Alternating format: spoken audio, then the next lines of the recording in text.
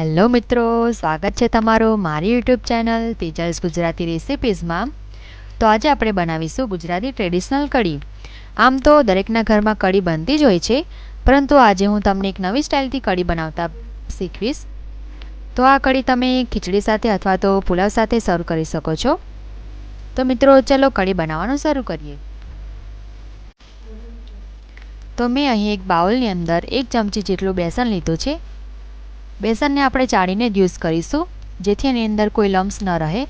ત્યારબાદ તેની અંદર સ્વાદ અનુસાર મીઠું એડ કરીશું, સાથે 1 ચમચી ધાણા જીરુંનો મસાલો એડ કરીશું, અડધી ચમચી હળદર નાખીશું,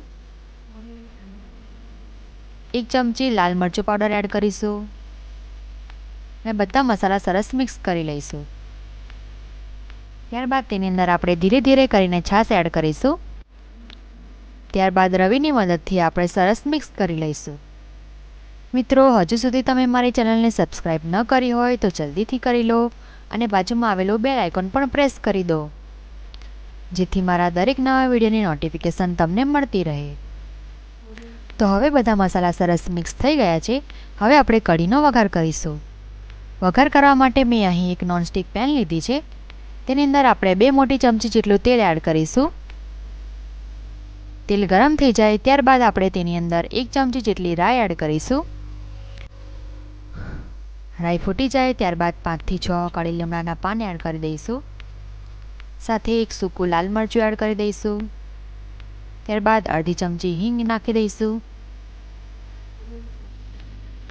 સાથે 2 થી 3 કટ કરેલા મરચાં અને લસણ એડ કરી દઈશું।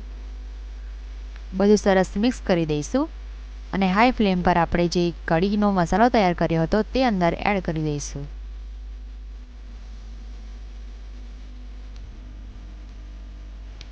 ત્યારબાદ કઢીને વધારે કલરફુલ બનાવવા માટે આપણે 1 ચમચી જેટલું કશ્મીરી મિર્ચ એડ કરી દઈશું। બધું સરસ મિક્સ કરી લઈશું। ત્યારબાદ લો ફ્લેમ પર 5 મિનિટ સુધી કઢીને આપણે ઉકળવા દઈશું। કઢી ઉકળી જાય ત્યારબાદ આપણે ઉપરથી થોડા ઝીણા સમારેલા ધાણા એડ કરી દઈશું।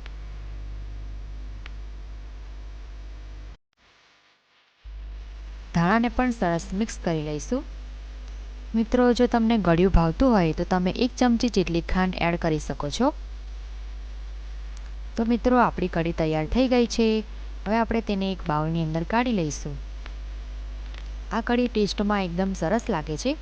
તમે ખીચડી અથવા તો પુલાવ સાથે સર્વ કરી શકો છો।